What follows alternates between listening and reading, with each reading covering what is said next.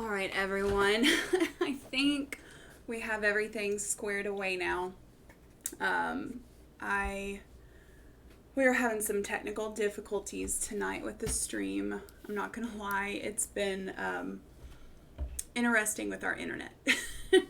We lost internet for a while. We finally got things back up. My stream wasn't posting to Twitch, and if you're hanging out right now with me, I really appreciate you hanging tight for the last 11 minutes. And this is my first chill horror chat with this new layout. Last week it was very much just myself. I had my backdrop with my Halloween VHS cover, but I kind of wanted to change it up and add this layout showing more of what I want this to be for the chill horror chat every Monday night. So I recently learned about a serial killer that I listen to true crime all the time. Never have heard of this serial killer, and when I heard about this, I'm like, how is this like something that most people, like, I didn't know about it. I listen to true crime all the time, and hearing about it for the first time, I was just like, this is insane. Like, how is this not on the level of like Ted Bundy, for instance? Like, it is that insane of a story. And I think there are a lot of reasons that a lot of people don't know about it. There is actually an author. Her name is, oh gosh, I had it on my notes. It is, I believe, Colleen. Hold on. I'll find it. But there's an author that actually wrote a book about this serial killer, and she put over $30,000 of her own money into trying to get the FBI and the local police to release information about this guy and these cases. And it took a lot to get to that point, which is just, it's crazy. And I'll go through everything. You'll learn why it came to this. I'm gonna see what the book is called real quick. Okay, so the book is called American Predator, and it is by, of course, it doesn't have it here. Okay, Maureen, not Colleen. Maureen Callahan. So she put $30,000 of her own money to try and get information about this out there, and it was like pulling teeth. And when you hear about everything that went into this, like, it is just the most insane thing you'll hear. So on Chill Horror Chat every Monday, typically at 8 p.m. Central Standard Time or Central Daylight Time, I like to cover all things horror. I like to cover scary stories, true crime, horror movies, reviewing, that kind of stuff. But tonight we are covering one of the most prolific serial killers in the U.S. that you have probably never heard of. We'll get into why you've likely never heard of him. I kind of briefly touched on it, but we'll go into more detail. And there is a reason why. I don't think we fully know all the reasons, but through everything, I think we kind of have an idea, which to this day is one of the most baffling circumstances in regards to a killer. So I have notes that I'll be going through, so I'll be reading off my screen.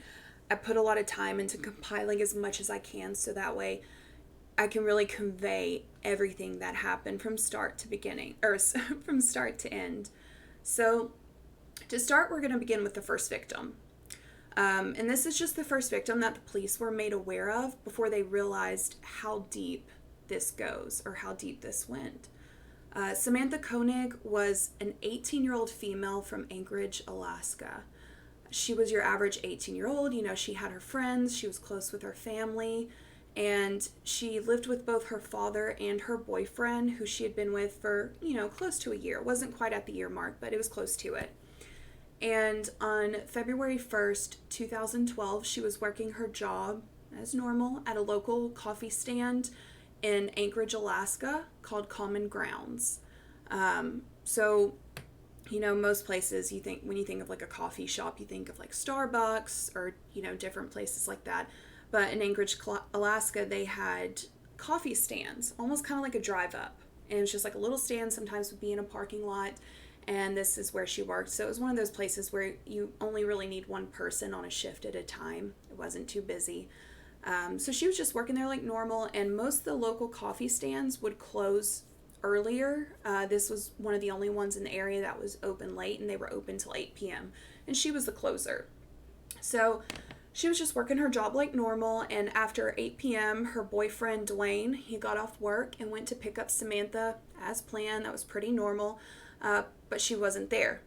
He looked around the coffee stand, and it looked like it had been shut down properly, so there wasn't anything too alarming. It was just like, he goes to pick her up, like they had planned like normal, and she's not there. So he thought, well, I'll go home and check. And I think it's worth noting, Samantha didn't have a car. So this is why he was going to pick her up. She didn't have a vehicle. Again, she was only 18. I mean, she's just a kid. So she didn't have a car, so he was picking her up. She wasn't there, so he went back home just to see if she was there as well, or if she was there. So he goes back to the house to find that she isn't there as well. So, as I said, she lived with both her boyfriend and her father. And when he gets home and, is telling her father, they both knew something was off, because she was very much, like, she had her friends and family that she was close with and her boyfriend, but she was very much a homebody. She liked being home. She wasn't one just to kind of disappear. And, in a lot of these true crime cases, a lot of the police will, well, not all, but some will kind of be like, well, maybe they decided to go do this, or maybe they're on a trip, or, maybe there's something else going on that you weren't aware of. But, for instance, Barry, if he didn't show up after work and he didn't answer his phone and it's like 8 o'clock at night, I would know something is off, because, like, I know his schedule. We live together. Like, that's just out of the norm. So I can understand both her boyfriend and her father knowing something is off. So they were like, we're just going to kind of wait it out. And they were just giving it time until Dwayne got a text from Samantha. A similar text also went to the owner of the coffee stand, but summed up, it said that she was just needing space, needing to get away from everything, just was going to just take a trip and go. So at this point, they definitely knew something was off. She's 18. Like I said, she's a kid. She couldn't just up and take a trip last minute without really any planning or really telling her friends and family. They also knew by reading the text that it was not worded in a way like she would have typed it. They knew it wasn't her. It didn't come from her. We all have our distinct style of texting and speaking, and they just knew this was not Samantha. Around 3 a.m. the next morning, Dwayne went outside to find that someone in a mask was near his truck. 3 a.m. And he confronted them as they were trying to get into his truck to presumably steal a debit card or steal something from his truck. So Dwayne confronted them, and then he ran inside to get Samantha's father, but by the time they both came out, the person was gone. Dwayne and her father, after this, they were like, okay, something is definitely up. They went and reported everything to the police and reported her as missing. So, hold on, my headset keeps going off. Hopefully that fixes it. Okay, it should be good now. Sorry about that. So after she was reported missing, the police asked the owner of the coffee shop for surveillance footage, and they happily gave it to him. It wasn't a problem at all. And they just wanted to look through it, and what they found confirmed that everything was not okay. On the footage, you can clearly see Samantha's closing the shop as normal, and I will say this footage, you can find it on YouTube. It's not difficult to find. It is out there. But you can see that she's closing the shop as normal. And right at 8 p.m. when she's closing, another customer pulls up and comes up to the window. And this is normal, so she doesn't seem alarmed at first. She takes the order, she's making it, and when she goes to hand it to them, she throws her hands up as if a gun is being pointed at her. She starts backing up, and then you can tell that she's being instructed to turn off the lights, which she does. And then the person jumps through the window to her side of the counter. And, presumably she's probably believing it's a robbery. So she's, it appears this way by her body language. And, she's just complying. So the person doesn't take anything though. So, it's kind of starting out like a robbery, but they have her turn off the lights, they come behind the counter, and they don't take anything. No money, nothing. And instead, the only thing they took was Samantha. So they abducted Samantha and then later came back a second time to grab her phone and her debit card, which was left behind. So they take her, don't take money, and then come back hours later to grab her phone and to grab her debit card, which is just, most people don't return to the scene of the crime for something so minimal. So it's obvious that there's something more going on here. Shortly after coming back a second time, they were able to see that her card was used at an ATM. And after police went through their process, they were at a stall. They asked questions to her father, her boyfriend, friends, family. They're going through the footage. They can't determine who this was, why this would have been. She's a pretty chill person and doesn't have, anything that would warrant this, especially since it ended up not being a robbery. It just seemed so random. So at this point, they just really didn't know who could have done it. So they went to local businesses to get more footage just to see if there's anything that they could find, around about that area, which did lead them to finding a white truck. And they were able to somewhat narrow it down to a 1999 through a 2007 white Chevy truck. So it's somewhere in that time span, 99, 2007. It's a white Chevy truck. There's thousands in that area more than likely. So, they were able to narrow it down, but it's better than nothing, but that's as far as they got. So from here, they brought in the FBI because they believe that this may be a ransom situation. So it didn't seem like a local robbery or a case that was more personal. And with them not taking money but coming back and getting a debit card, accessing the ATM, it looks like they weren't after something at Common Grounds. It was something related to money with her. So they reach out to the FBI. Because typically in those situations, they usually work with the FBI when it comes to potential ransom situations. So in the meantime, locals are putting up flyers all around Alaska. They were holding vigils. The entire state and community were just really banding together. This really just hit home for them. And they were doing everything possible to raise awareness to bring Samantha home. They were doing everything. And it's just, it wasn't just their town. It was everywhere in that area. They were just all banding together to try and get her home to her family because nobody knew, what happened. Who did this? It just seemed so random and they couldn't pinpoint hardly anything about it. So, a couple weeks after her abduction, Dwayne got another text on his phone from Samantha. Or not Samantha. It said, and I want to be very specific while I say this, it said, Connor Park sign. Under picture of Albert, ain't she purty? So it said Connor Park sign. Under pic of Albert, ain't she purty? So they knew this wasn't her. They knew that. But as soon as Dwayne got the text, they all rushed to the park and they went to this Connor Park and they found a missing dog sign of a dog named Albert. And under the sign, they found a plastic bag they didn't open it, but they could tell it had papers or something in it.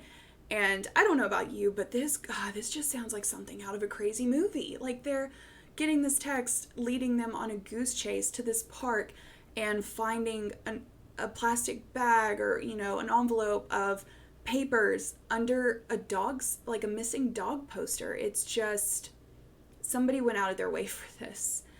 And from here, the family called the police to come in and examine it. You know, they got to be careful because they want to help find whoever did this to their daughter, whoever has her. So the police come in and they examine the photo, or examine the contents, and inside was a photo of Samantha, and they could tell it was edited. It was somewhat blurry, but they could clearly see a newspaper that said February 13th. So this was a couple weeks. Mind you, she was abducted on the 1st of February. This is February 13th. So they knew that she was alive. So this had them believing she was okay. But her dad did say, because they had to have him ID the photo to confirm, like, yes, this is or isn't her. And when he ID'd the photo, he said the only thing that was kind of odd was that her hair was braided, and she never wears braids. So that will come into play later, but it was odd to him, but he said this is her. It's just her hair's braided. That's a little weird. Additionally, with the picture, there was a ransom note. So it's a good thing they did get the FBI involved at this point, because clearly it was going in that direction, to their understanding. So there was a random note demanding $30,000 to be deposited into Samantha's account. Because mind you, whoever took her has her debit account and already tried to access her ATM. So the family and the community raised the money to be able to do this, to pay the $30,000. To raise the money. They believed at the time that this would bring her home. But the police, let me get my mind right. They believed that if they gave them the $30,000, that Samantha would be returned soon after. But the police didn't want to just give them $30,000. The police wanted to work with the bank to get an alert as soon as the account was accessed.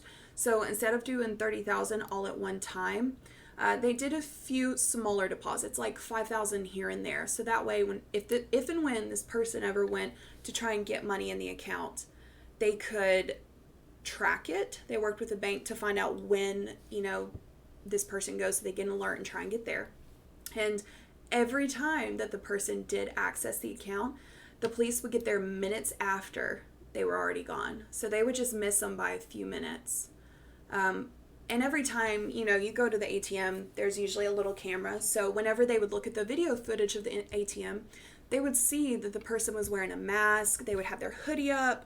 They would have gloves on, and they would be wearing like sunglasses. So you couldn't really distinguish who they were. And it really didn't give them much to go on. And also, I just want to say, most of those cameras anyways, like, this is just off subject, but, most cameras that you see these days when there are robberies and stuff, like, they're very, pixelated. So I've seen some of the photos where you went to the ATM, they were kind of like that. You couldn't see them that well.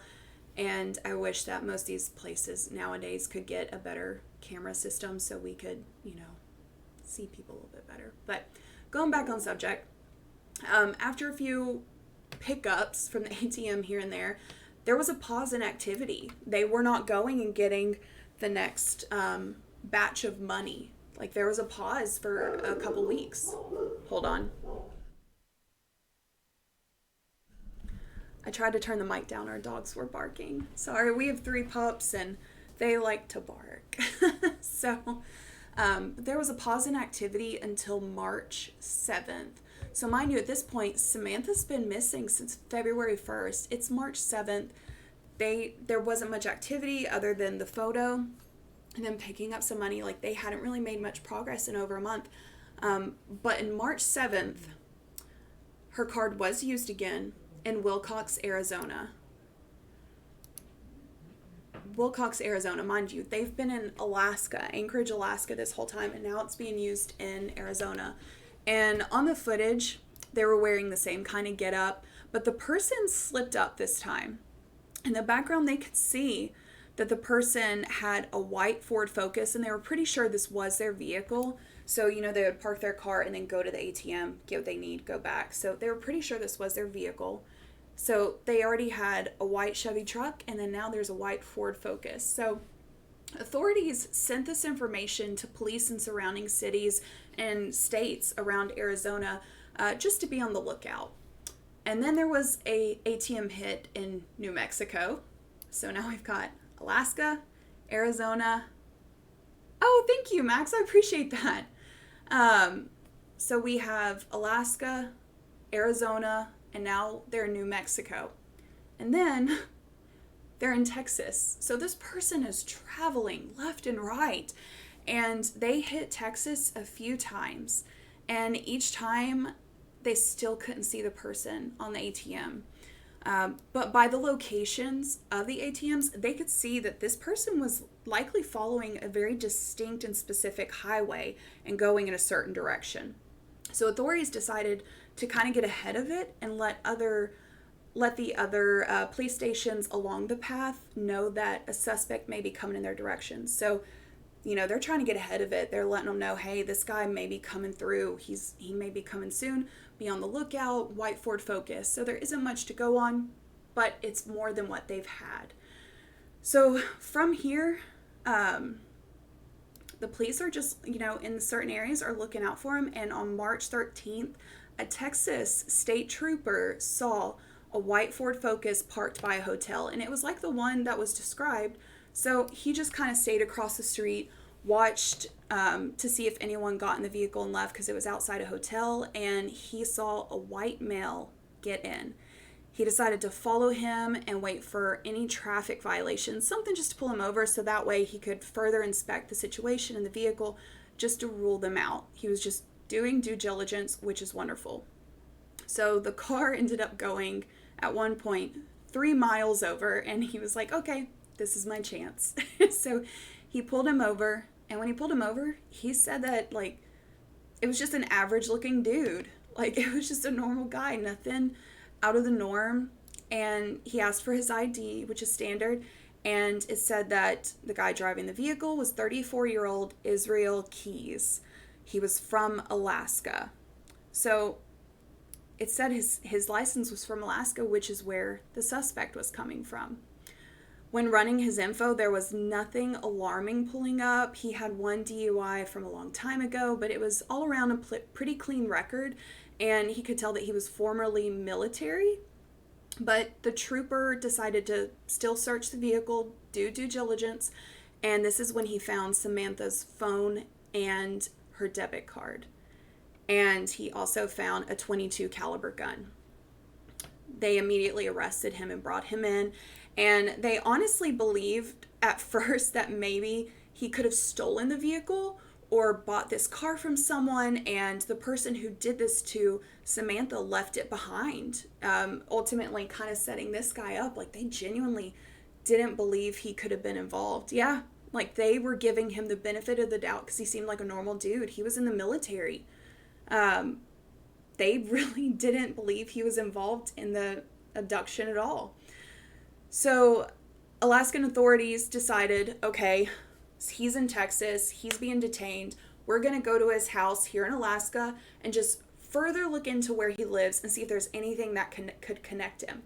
So when Alaskan authorities pulled up to his house, they found a white Chevy truck matching the footage of the truck that abducted her at Common Grounds. So how many months passed when they caught him? So he was caught on March 13th. Which means she was abducted February 1st. So it was just about a month and a half. So, they caught him in a pretty good time. But, they believed at this point that she was still alive after a couple weeks. So now they're like, okay, we have him. There's still a good chance that she's alive. We need to do everything we can to get him to tell us where she's at. Because, really not much time had passed. Okay, so they found the truck, and at this point they were like, okay, we have enough evidence to extradite him back to Alaska. It did take a couple weeks to extradite him, but while he was in Texas, he refused to speak. He wouldn't tell them anything while he was there.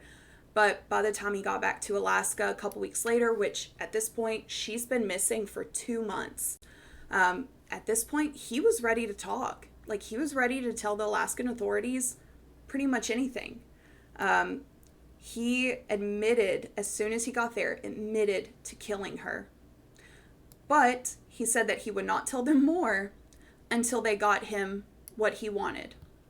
He had a couple things that he demanded, which was a Starbucks Americano, a peanut butter Snickers, and a special kind of cigar. So they got it for him. They wanted to know, as much as they could about what happened and just, hopefully bring the family closure. And they got him what he wanted. And he started singing like a bird. He was telling authorities everything. And the part that was very disturbing about it, the authorities said he was just saying it so casually. Like he was just telling you what he had for dinner or telling you about a trip he went on. It was just very casual and kind of laughing about it. And you can actually see the footage where they were interviewing him. There's like hours of it. There's one that's like an hour and a half, one that's 6 hours. All that's on YouTube. And he's just so casual and cold. It's just, he didn't care. So Israel said he found the coffee stand that was open, and he went there because it was open later than most, which is true. It was open till 8 p.m. And he just decided to take whoever was in it. It's not like he saw her and was like, I want her. He just happened to see a coffee stand that was open later than the rest and was like, you know what, I'm going to take whoever's in it and let's do it. So he confirmed everything that they saw in the footage. He told Samantha at the time that if she listened to him, he would let her go. So she did everything. She had her hands up. He held her at gunpoint with the same .22 caliber they found in the car and told her to take the lights off. And he didn't take any money. He got her and he took her straight to his house. And once he got to the house, this is when he realized she didn't have her phone and debit card. And as you know, he went back and later got it. But he told her, if you do everything I say, I'll let you go. So he got her in the truck, took her back to his house. And here is one of the many disturbing parts of this. He lived with his girlfriend and his 10-year-old daughter, and they were home while he did this. They had no idea. He put Samantha in the shed out back.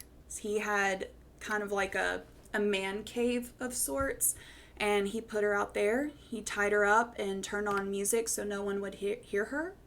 And then he sexually assaulted her. And after this, he got her PIN number for her debit card, and he went back to the coffee stand, got her phone, got her card, and then went to an ATM to try and get money out. After this, she's sitting there waiting because she's thinking she's going to get out of this, that he's going to let her go if she does whatever he says. And he comes back and strangles her and stabs her to death. So, unfortunately, he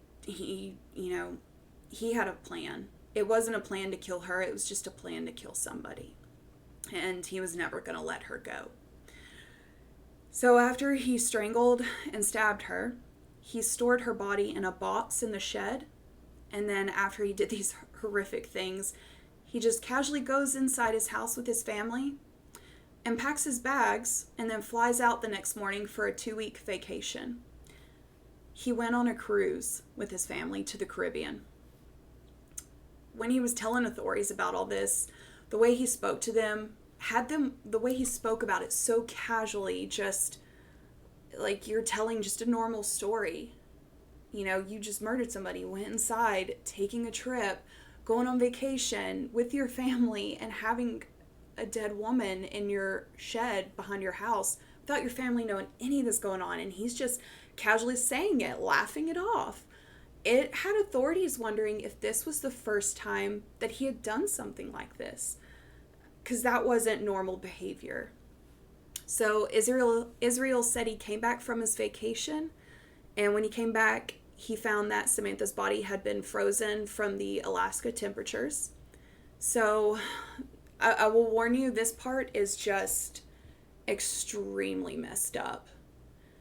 So when he found her body and it was frozen, he remembered I need to do something with this. So he thawed her body out, de-thawed her body somehow, and he went inside and took his girlfriend's makeup and applied it to Samantha to make her look more alive. And then he braided her hair and set up the picture that her family found under the missing dog sign. So this means that Samantha was not alive in that photo. It was staged. And unfortunately, you can see that photo online. I wouldn't recommend it. It is really heartbreaking and disturbing to know that. Unfortunately, I was looking up stuff about this case, wasn't looking for that, and it was one of the first things that popped up. So I would not search her name if something like that, you're very sensitive to something like that. I'm not going to lie. It took me back. I wasn't planning on it. And I'm not going to lie, it's been stuck in my head all night. It's very disturbing. And you know what? That's kind of par for the course for chill horror chat. We're talking about horrific things. But I still wouldn't recommend going and seeing that, knowing that her family found this picture thinking she was alive, only to find out this was a staged photo and she was really dead. But the other part of that is that I can't help but think that's a scary and sad situation. Sucks that the family believes she was alive at the time of the photo. I know, it makes me want to cry, to be honest, thinking about it. It's awful. But the other part of that is he probably put the makeup back and his girlfriend used it after not knowing that he had just used it on a woman that had been dead in their backyard for a couple weeks and was frozen and then de-thawed. And then he used her makeup, put it back. And then this woman, I mean, she obviously knows about it now. She's probably, like, I couldn't even imagine that. Like, the therapy that would have to put me through. That's just terrifying. So after that, it gets worse. So after this, he decided he needed to get rid of her body. So he decided to dismember her and take 3 trips to a lake about 30 miles away from his house. And he wanted to find a lake that was very deep, and he figured a good lake to use was one that a lot of people go ice fishing in. So he took 3 trips out there and would take some of her dismembered body parts, and he drilled a hole. And in between fishing, he would throw a body part in. And he later joked to authorities about feeding the fish he caught on those days to his family. So he would fish, throw a body part in when other fishermen around weren't looking, would throw a body part in, was catching fish, taking it home and feeding it to his family. So obviously authorities are like, this man is insane. And again, he's talking about it so casually. So clearly there's a good chance he's done this before. So after admitting all of this, Israel goes on to admit that he has killed before Samantha. He claimed that nobody really knew him, that he was 2 people. He said that he has been 2 people for 14 years. I personally believe it's longer. I don't want to say he's 2 people. I personally believe that he was doing this or similar crimes to this at that rate long before 14 years. But he said he likes to keep control. Like, FBI profilers would look at him and they said that he was someone who likes to keep control of the conversation. So he would only tell authorities like bits and pieces. In between getting his cigars, Americanos, his peanut butter Snicker bars, he would only tell them bits. Like, if you get me this, I'll give you that. And, he really didn't have an MO, which we'll get into. But he would only tell authorities bits and pieces. Like, he would tell them states that he killed in. He would tell them how he killed somebody. And the gender, like a young woman, an older man. Like, he would tell them bits and pieces, but wouldn't say, I killed ABC in this state, on this date, this is how. He would just say, oh yeah, I killed somebody in Vermont. I did this in this state. Or I may have killed somebody, but I won't tell you where. Like, he would just pick and choose. It was like a cat and mouse game for him. And he was a master manipulator and likely planned this day, like this meeting with authorities. He was somebody that thrived on control. So I believe he's somebody that planned for this almost B plan. Like, if he ever got caught, this is what he's going to do. So He was very excited to talk about or brag about what he had done thus far. But he wanted to do it in a way that was a game in which he favored and had control. And authorities decided to track his bank records in an effort to kind of connect him to similar missing persons or murders in areas that he could have traveled to. And this is where they learned that Israel Keyes had been everywhere in the US and other countries. He had traveled so much, it was insane. They couldn't just pinpoint a couple places. He had literally been everywhere. And they figured the next best bet was to kind of learn more about him, his upbringing, because they really didn't know anything about him. Other than that he had been in the military, he had a DUI, he lived in Anchorage, Alaska. So they decided to look more into his past, and this kind of opened up a lot more about him. So Israel was born in Utah, and he was the second of 10 children, and he was the oldest boy. All the kids were home birthed, and they didn't have social skills. They were all homeschooled, and in the first few years of most of their lives, they lived in a tent while their dad was building a cabin. And the kids, they learned to hunt, and Israel was pretty much the stand-in father figure when his dad was working or building everything. So they never, while he was hunting, he was the one kind of hunting the food for his family, taking care of them. But it's not like in a maternal way, like he was just hunting for his family. He was just like the stand-in father figure in that way, providing for. But while hunting, he learned he loved to kill. He said that at this age is when he learned that he loved waiting in the woods for long periods of time, waiting for the perfect kill. He later progressed to killing house pets. And growing up, the children never, their family, they never went to the doctor. Again, they were homeschooled. Their parents didn't believe in medicine, doctors, and they grew up Mormon until his parents later found a church called the Ark. And I don't know too much about the Ark. I want to research them later for another episode because they're basically a cult. They are a cult that claims to be a church under Christianity, where their main belief is pretty much white supremacy. And they believe that anyone outside of this church or belief system is beneath them, that they are superior. Anyone in the Ark is superior, everyone else is beneath them. Which this lines up because this is actually how he acted in the interrogation. Another thing to mention, and I want to make sure I cover this. So Israel, their family, because they were home birthed, they didn't have socials or birth certificates. So this is interesting to me because I'm kind of like, how did he get into the military if he didn't have a social or a birth certificate? And I think this kind of plays into why not too much was released about him when all these murders were occurring or he was admitting to it, everything was happening.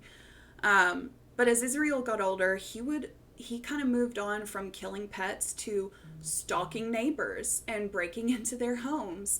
And in the late 90s, he decided that he was a Satanist. So he's, probably about 18 years old at this time.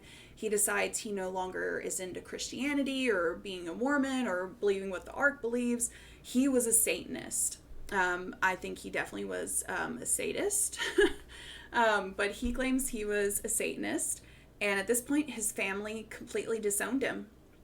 And in 98, he joined the military, which, again, I don't know how because he didn't have a social or a birth certificate, but that's not for me to know, I guess. But while in the military, mind you, he was basically in a white supremacy cult. But while in the military, he met a woman named Nia who was a different race. And he still went on to date her, had a child with her. And once he finished the military, he was honorably discharged. And he stated that he decided before leaving the military that he wanted to start fully acting on his urges to kill once he got out of the military. He said he knew at 14 that he wanted to do this. He said he knew he was meant to be a serial killer after reading the book Mindhunter. And after the military, he got a job working with like a local parks and rec system. He was in like the park and rec system. He wanted to learn about rivers, lakes, everything that would be perfect for planning a kill, like where to find somebody, where to hide somebody. And years later, he ended up leaving his girlfriend for another woman that he met online, and he ended up moving to Alaska to be with her. And yes, this is the woman that he presumably used her makeup to put on a dead body and then gave it back to her without her knowing. So after learning more about his background, his history, the police started pressing him for more information, and he, after time, finally agreed to give them 2 names if they did not post his name or associate him with any of this in the media. He wanted to protect his family. He didn't want it being out there, which I think contributed to why we don't know much about this dude. And he also wanted an immediate execution date. Now, it doesn't work like that. You can't just request an immediate execution date. They couldn't give that to him, and he was like, well, I'm not giving you anything if you don't give me an immediate execution date. But they finally talked him into it. They said, look, if you can admit to and prove that you committed some of these crimes, there's a higher chance that we can make this happen sooner. Like, go ahead and get everything kind of pushed along, get you charged for all this, and push for execution. So he finally agreed to it. He admitted to the killings of Bill and Lorraine Currier from Vermont in 2011. So about a year prior to Samantha. Now, what's crazy about this is that Bill and Lorraine Currier were just 2 missing persons. They just went missing pretty much in the middle of the night. And he admitted that he flew to Chicago, rented a car, and drove to Vermont to get his kill cash. And this is when they learned that this is clearly a planned serial killer. He had what he called a kill cache, which was essentially his kill kit. And then he took it and murdered Bill and Lorraine Currier. He sexually assaulted her, strangled her, killed Bill, and they've never found their bodies to this day. And the house that they were in when they went missing has been demolished. And it's just awful that they were never able to find them to this day. But this is where the police learned about his kill kits. And yes, you heard that correct. Kill kits. He admitted to having kill kits all over the U.S. He got those waterproof buckets from Lowe's, the one with like the lids, and he would fill them with zip ties, tape, weapons, anything he would need to plan, execute his plan, and basically dispose of the bodies. So he had these kill caches all over the U.S. And, you know, upon him speaking more, they kept learning more and more about this guy. Like, they realized that this guy had no real MO. You know, most serial killers, they have a preference. Male, female, kids, elderly women, brown hair, blonde hair, long straight hair. I'm pretty sure that was like one of Ted Bundy's main things. He loved long straight hair. But this guy, Israel, he only cared about location and planning. And he would find places all over the U.S. and would plant these kill kits for if and when he got the urge. Whether it's weeks, months, years down the line, he didn't care. He would just, you know, casually maybe be in, let me think of a state. We'll say Florida. I don't know why that's the first that came to mind, but let's just say he's in Florida.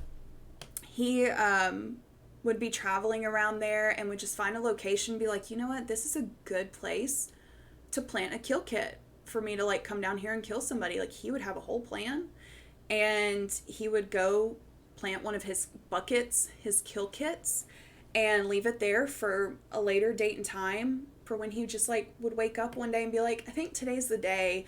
I'm just going to catch a plane. I'll catch a plane to Texas, and then I'll get a car, rent it, and fly. I mean, not fly, drive.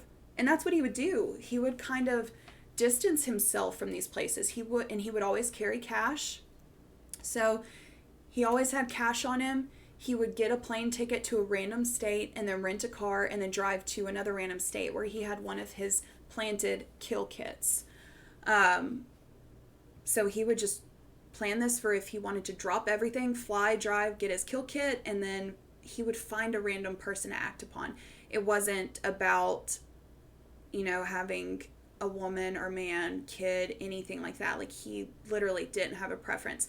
He just wanted to have a plan to kill somebody at a later date and time, and when he got the urge, be able to go there, find the best opportunity, and take care of it, take care of his urge.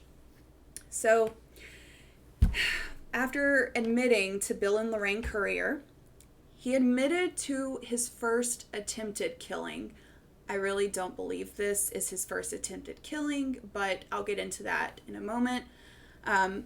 He said that his first attempted killing was in 97 or 98 in Oregon when he lived there. He said he got a young woman that he saw around a river.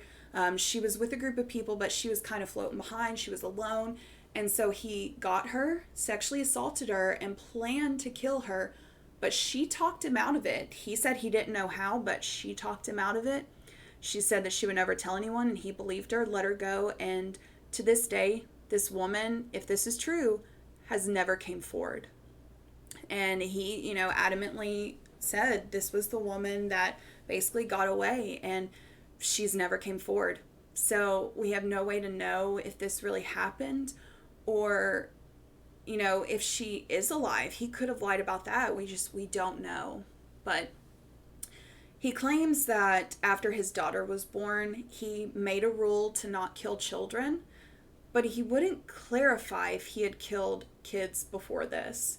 So there's a lot up in the air. Like I said, he liked the cat and mouse game. He would give you a little, but not a lot. So why would you randomly just say, I do have a rule. I'm not going to kill kids because I have a daughter. Or I made a rule not to kill children because I have a daughter. But did you do that before? Why does that matter now? So, there's a lot of people who believes he may have also killed children. But through investigating his travels more and more and finding a specific name on his laptop, they were able to link him to a missing woman in Jersey named Deborah Feldman. I've been told she was a drifter. I've also been read that she was a prostitute. I don't know if it was both, but we'll just say she was a drifter. So they took this to him. They found this name on his laptop, were able to link it to this missing person, and were able to confirm he traveled to this place. And as soon as they told him, we think you're involved with this woman's disappearance, he started freaking out, saying he didn't know this woman, he never met her, but was also admitting it, giving them more facts than they gave him. So he's freaking out because he's losing control. And he did eventually admit to it, and they were able to connect this to the fact that he also admitted to robbing a bank just a few days prior. So he was in this town, robbed a bank randomly, and then went and got one of his kill kits and killed this woman. And because of this, they were able to see that he wasn't just sexually assaulting people. He wasn't just murdering people. He was robbing banks. And through this, they were able to also link him to arson. They were able to link him to so many different crimes, which is bizarre because this man committed so many different crimes for years. And it went so undetected. But I think that's because he had so many different crimes and no real MO. So at the end of the day, it would be hard to link this all to one person. But back to killing kids, they also believe he may have been linked to the murder of a young girl named Julie Harris. She was a 12-year-old amputee, double amputee. She didn't have both her feet. So she was a 12-year-old double amputee who went missing in a town that he grew up in. And I believe it's 48 Hours recently covered this case. And I haven't seen this episode, but I was told that they were interviewing her family and linking him to her murder or, linking him to this case, and telling her family, and this is the first time they're hearing this, telling her family, we believe he's connected to this. Her friends admitted that he met her at the local pool and they were talking. And this is the first time they're hearing this. So now they're like, okay, so he may have killed a kid. And this would have been a year before, because this was in 96. It means that if this is true, he would have killed somebody before he admitted to killing, the first person in like 2001. I believe that's when it was, 2001. He admitted to sexual assault in 97, 98, and then went in the military and then came out and claims it started then. But he did so much, it's hard to know what's true and what isn't, but, he has been confirmed for some. And the saddest part of this all is that on December 2nd, 2012, he committed suicide in his jail cell. And after they found him, they found 11 drawings under his bed, and these drawings were drawn in his blood, and they were of like 11 skulls. And this has led police to believe that this is his way of admitting he killed 11 people. However, it's also believed that it could be a lot more than 11. And he has also been linked to potentially killing in Canada. He traveled a lot in Canada along a highway or area that there have been a lot of murders. But in Israel's own words, and this is disgusting, he says, Canadians don't count. And as of this time, there's only 4 confirmed victims, but it's obvious he killed more. He admitted to killing more, he just wouldn't tell them who it was. So he gave them bits and pieces, but they've never been able to connect them. He won't admit to killing Canadians because in his mind they don't count, which is probably part of his crazy ARC mentality or upbringing. But another thing, one thing to note is that he had a rule of no local killings. So he broke this with Samantha Koenig. And if he had not broken this or, just had this urge that he couldn't resist and went to kill somebody pretty much local to him and hadn't slipped up in a few ways, he clearly started losing control in that one and made a few slip-ups, which ultimately led to them finding him. We would never know any of this. He would still be out there doing what he's doing. And there would be, it's just, none of this would have been connected. None of this would have been connected. There wouldn't be the 4 confirmed that we have connected, a few other potentials that may be connected, and then there's a bunch out there that we still don't know about. So this is someone who was out there committing murder for years and going just so under the radar, which just kind of has me going, this is something I think about all the time, is how many serial killers are out there that we don't know about? And this is one that they caught him and weren't really letting the media or public know about. But how many are there out there that the FBI or the police don't know about, that they haven't been able to connect the dots? How many are out there? It's crazy to think about, because if this guy hadn't slipped up and killed in his same town, this ultimately played a part in his demise and being caught. And I didn't realize this before, but many serial killers follow this same rule. They do this as a way to distance themselves from potentially being found or connected. And Israel went above and beyond in his other killings to have no ties to the victims or locations. He would catch a plane to a random place, and he traveled so much, go to a random place, and then get a car and drive. And he had a lot of these planned out, not who he was going to kill, but where he was going to do it. Didn't know when, but where. It's just insane. But, another part of this is he was someone who loved to study other famous serial killers, and he more than once noted that Ted Bundy was a huge inspiration for him. He studied techniques by FBI profilers, and I believe this may have aided in how long he got away with everything. He, was a very calculated person and planned things.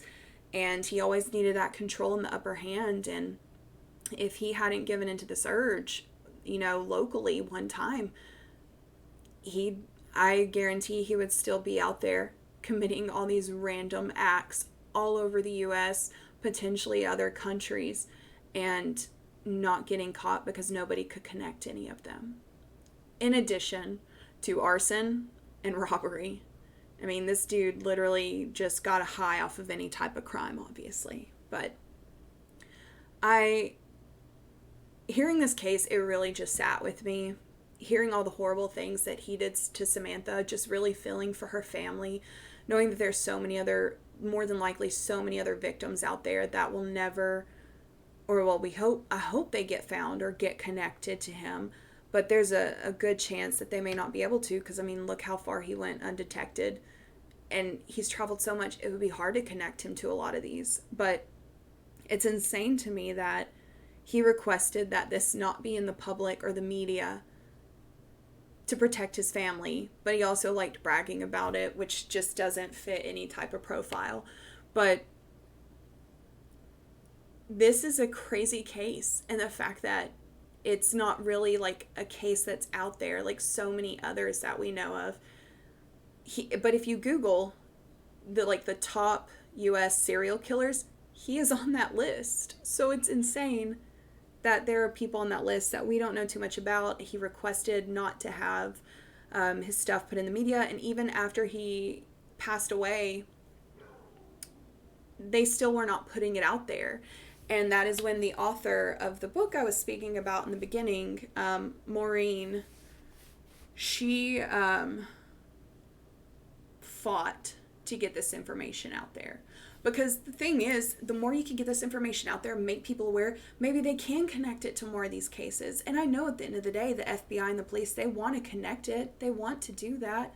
But it's hard if you don't have everyone understanding or knowing about this. So I really hope that they're able to give more closure for a lot of the families out there who have missing family members or loved ones, or those that maybe they found the body already and they haven't been able to connect them. But we only know in many details about Samantha and then Bill and Lorraine. He did go into a lot of detail with that case.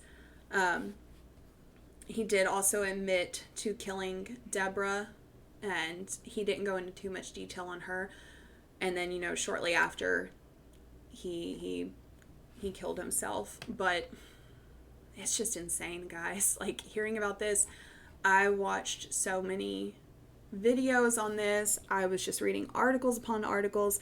And if you go on Google, again, I recommend just being mindful of what you search for, because sometimes you can accidentally find something that really just is unsettling, and it just breaks my heart that Samantha's family found that picture of her and that it's on the internet. I agree that a lot of things need to be out there, but that one just really turned my stomach. I'm not going to lie. Knowing.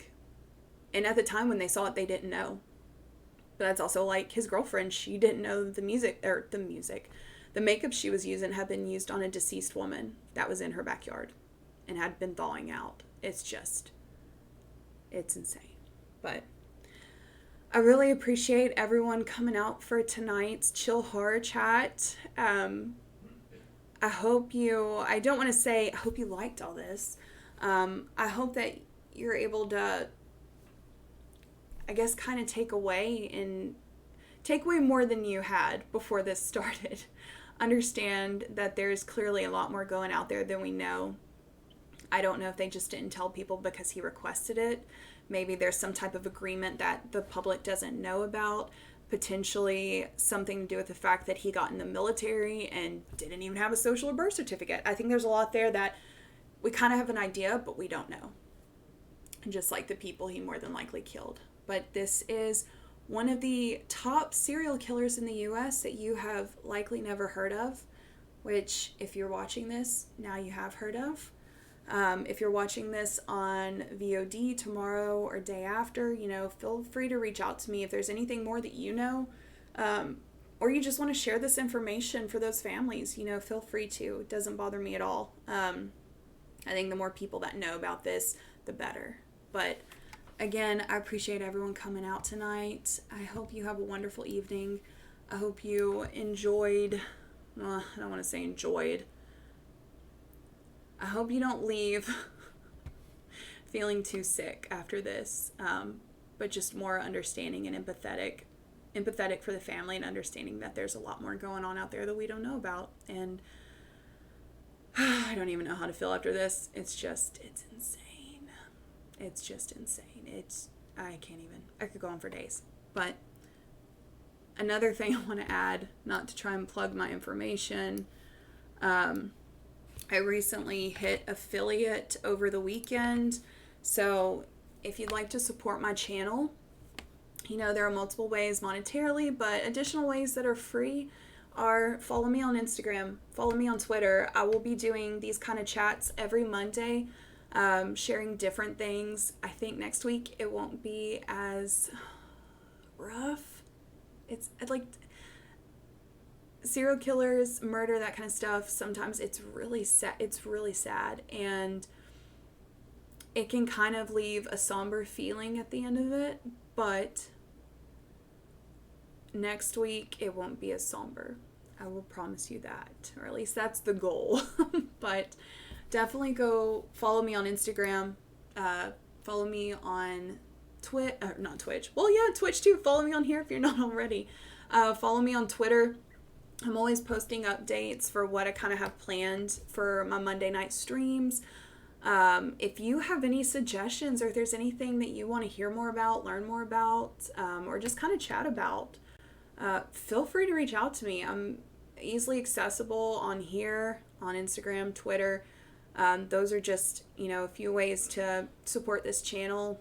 Again, I'm affiliate now, so if you feel like supporting me, feel free to subscribe or donate. It's not required at all. But if you have anything that you want me to cover, reach out. I love to get ideas for this kind of thing. I love talking about horrific things, or horror, not horrific. God, that sounds awful. Horror. This is just a horrific thing. But I'm going to get off here. I could talk all night. I will see y'all later. I hope y'all have a great evening, and I will see you Saturday. Bye.